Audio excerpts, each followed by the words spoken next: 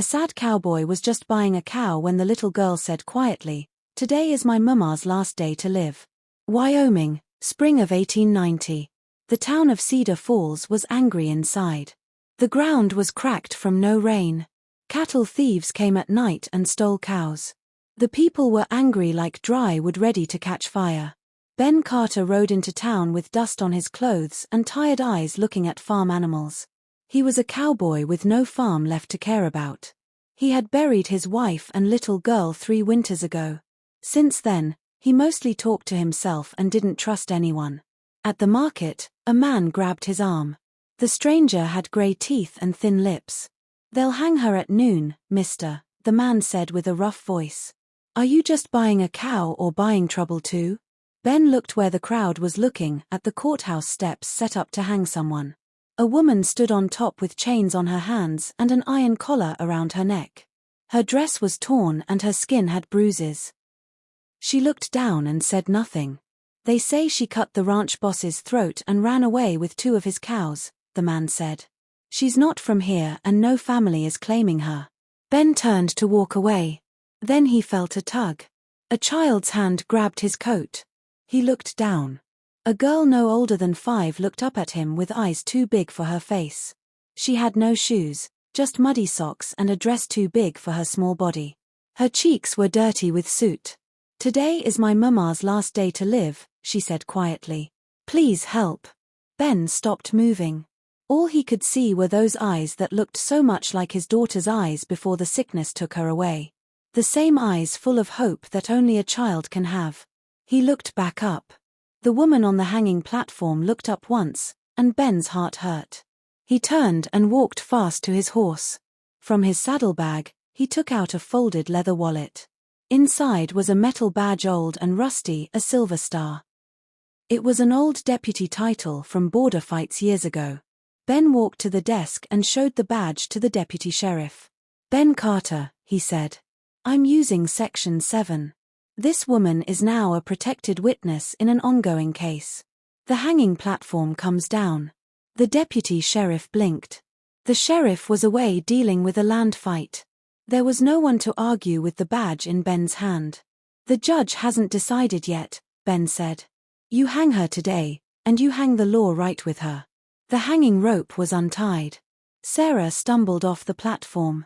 Emma ran to her mother, wrapping her arms around legs too weak to hold the girl's weight. Ben turned without waiting for thanks. "You have 24 hours, Miss Davis. Stay alive long enough to prove you're worth it." Sarah looked at the man on the horse with confused eyes. Emma held her mother's hand and said quietly, "He looks like he forgot how to smile, Mama.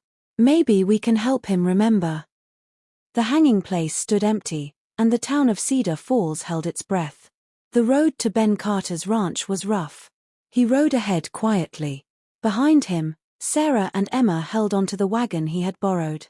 Their breath turned white in the cold morning air. Sarah's voice came low over the creaking wagon wheels.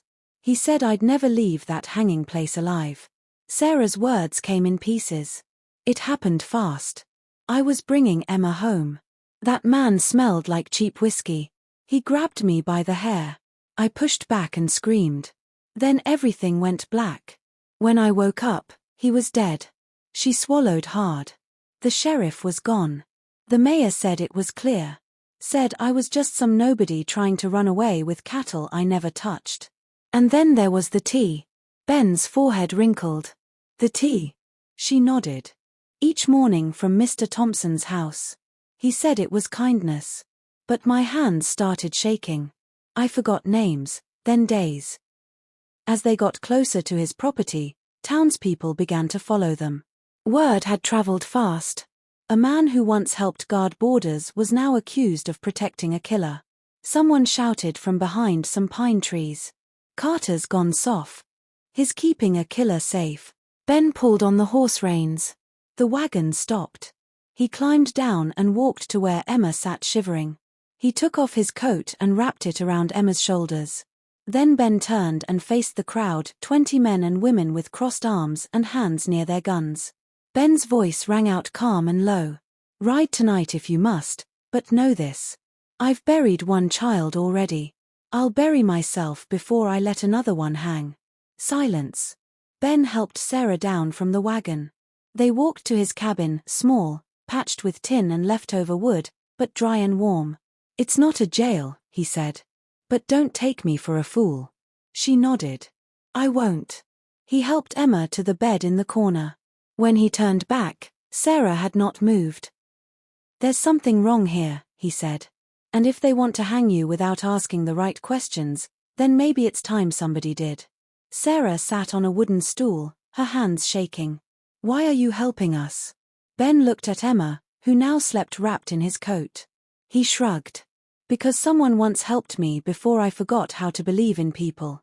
That evening Ben Carter rode alone, going back to where the dead man was found near Willow Creek. Whoever cleaned this place had done so with care. Too much care. There was no bloodstain, no fight marks, no sign a body had ever hit the ground.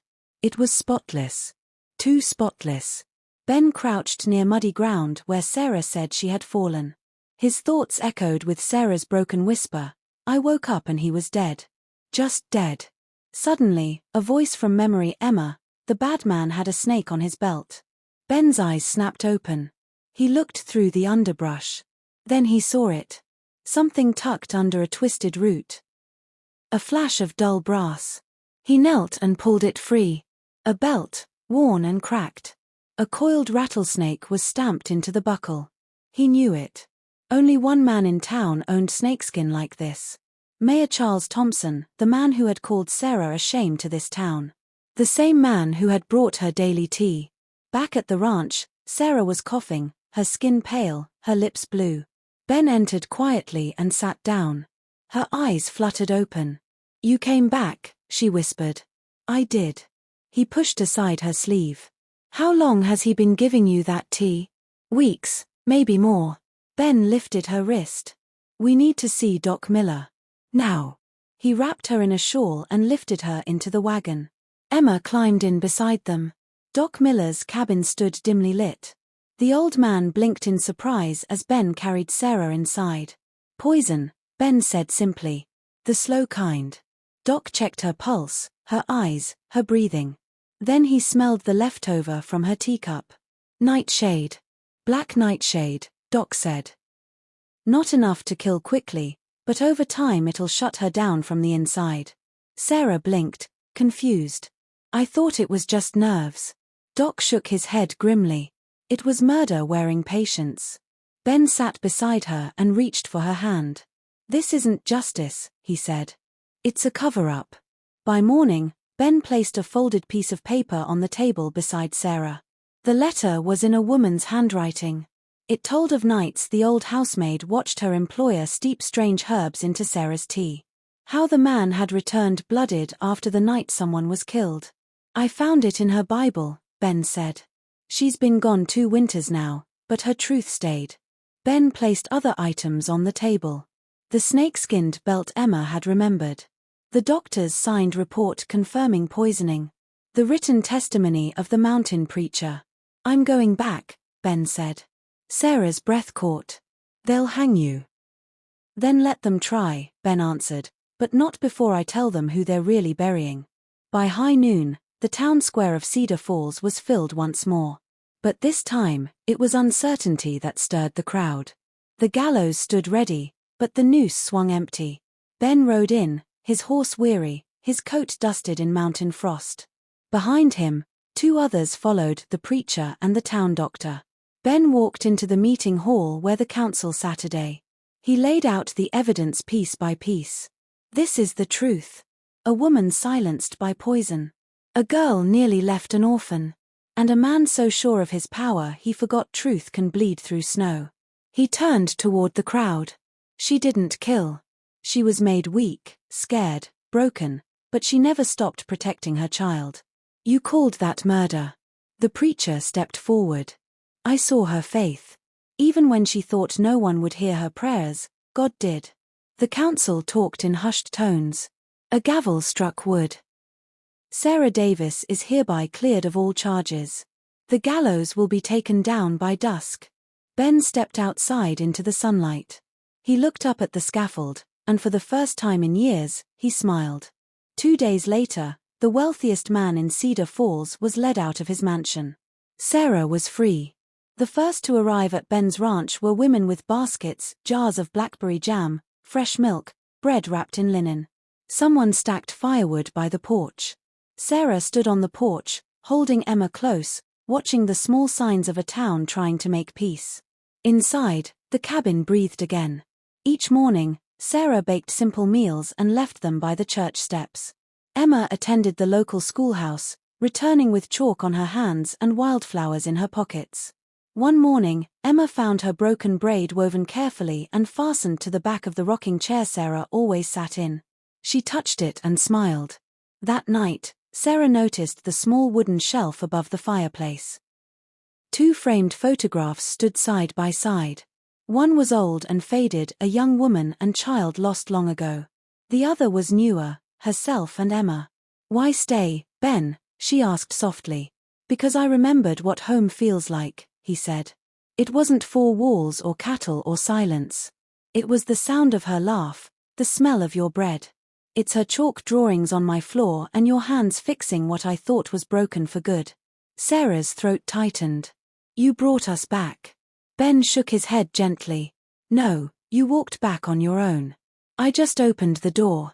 For the first time in years, the house on the hill felt like it was breathing again. 1 year later, beneath the worn beams of the old chapel, every bench was filled. Emma stood at the front reading, "I love my mama and papa too." The room went still. Ben sat in the second pew, Sarah's hand in his. When Emma finished, he walked up and lifted her from the wooden stool, holding her close. After the service, they walked out as a family. They climbed the old hill behind the church. At the top, Ben pulled out a small cloth sack and revealed a simple strip of leather worn smooth. "No ring, just a bond," he said, wrapping the leather around both their hands. "And this time, I will not break it." Sarah breathed in sharply. "I never needed a ring. Just somewhere to belong." "Then let this be that place." Emma ran back and saw the tied hands. She flung her arms around them both. "We found the home you lost, Papa." Ben dropped to one knee and pulled her close.